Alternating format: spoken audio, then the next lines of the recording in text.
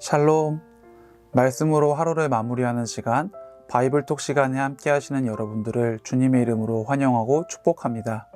오늘은 에스겔 44장 10절의 말씀을 가지고 함께 묵상해 보려고 하는데요. 이스라엘 족속이 그릇 행하여 나를 떠날 때에 레위 사람도 그릇 행하여 그 우상을 따라 나를 멀리 떠났으니 그 죄악을 담당하리라. 에스겔서 44장 9절부터의 말씀을 보면 제사장 직분을 수행하고 있던 레위 사람들에게 하나님께서 벌을 내리시고 또 그들의 직분을 박탈하게끔 하시는 사건이 일어난 것을 우리가 볼 수가 있습니다. 그 이유는 오늘 10절 말씀에서 보신 것과 같이 레위 사람들이 우상을 섬기는 잘못을 행했기 때문입니다. 하나님께서는 10계명의 1계명과 제2계명에서 나 외에 다른 신을 내게 두지 말라, 그리고 너를 위한 우상을 만들지 말라라고 말씀을 하셨습니다. 이스라엘 백성들 중에서도 특별히 레위 족속은 하나님을 위해서 살아가야 하는, 더욱더 하나님에게 바쳐진 삶을 살아야 하는 그런 족속이었습니다.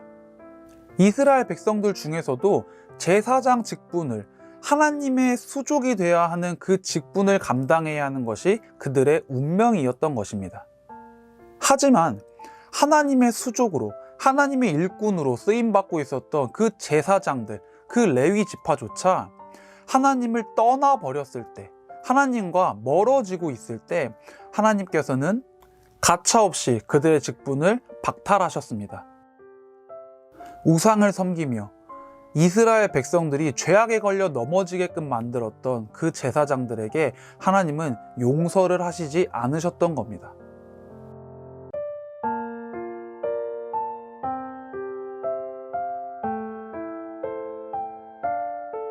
보통 우리는 우상이라는 단어가 가지고 있는 그 억양, 그 느낌에서 특별한 조형물이나 특별한 장소와 같은 것들을 생각하게 되는데요.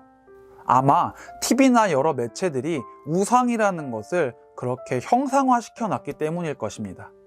하지만 우리는 이미 교회에서 말씀을 통해, 성경 공부를 통해 우상이란 그런 것들만 있는 것이 아니라는 것을 알고 있습니다.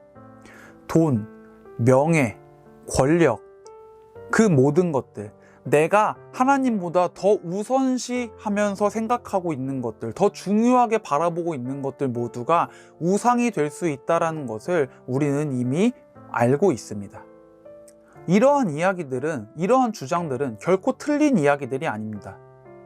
특별한 우상 앞에 절을 하는 것만이 우상을 섬기는 것이 아니고, 특별한 장소에서 특별한 기도나 어떤 특별한 의식을 치르는 것만이 우상을 섬기는 일이 아니라는 겁니다. 수요일에 나누었던 바이블톡에서 잠깐 거론되었던 젊은 부자 청년, 그 부자 청년에게 우상은 재물이었던 것처럼 우리들에게도 다양한 많은 우상들이 존재할 수 있다는 것을 우리는 항상 기억해야 합니다. 그런데 조금만 더 생각을 해보면 우리는 그렇구나, 그런 것들도 우상이 될 수 있구나, 여기까지만 생각하는 것 같습니다. 거기서 더 나아가서 그렇다면 나의 우상은 어떤 것들이 있지? 나는 내가 생각하고 있지는 못하지만 어떤 것들을 섬기고 있지?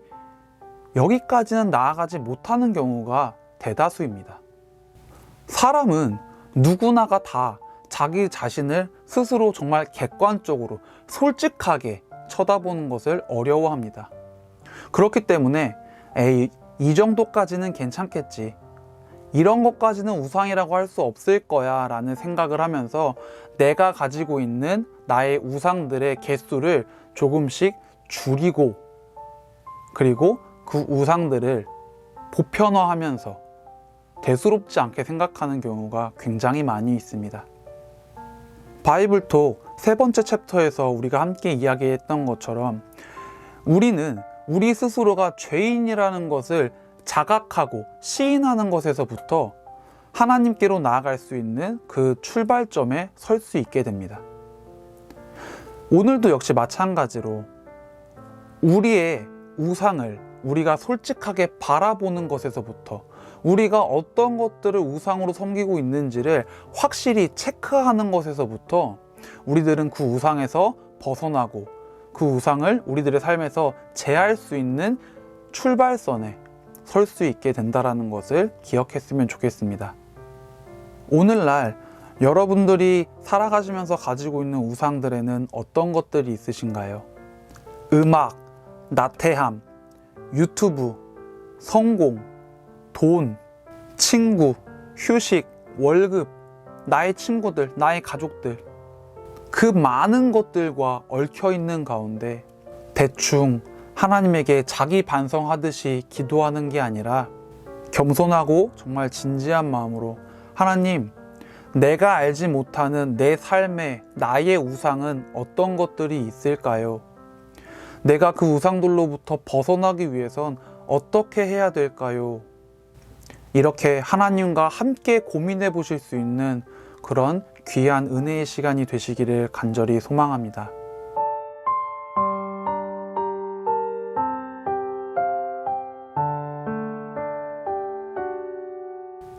에스겔서 44장 10절 이하의 내용들을 계속해서 읽어 나가다 보면은 앞에서 언급을 했듯이 레위 사람들이 이스라엘 민족이, 이스라엘 백성들이 죄악에 빠져 걸려 넘어지게끔 만들었다라는 말이 나옵니다.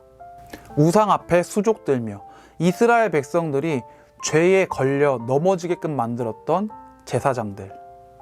우리도 마찬가지로 내가 섬기고 있는, 내가 가지고 있는 그 우상들로 인해서 우리 주변 사람들에게 좋지 않은 영향력을 끼칠 때가 간혹 있습니다. 나의 신념을 지킨다라는 그 명목하에 불신과 다툼을 만들기도 하고요. 나태함과 게으름으로 인해서 다른 사람의 시간이나 노력을 헛수고로 만들거나 낭비하게끔 만드는 때도 있을 것입니다.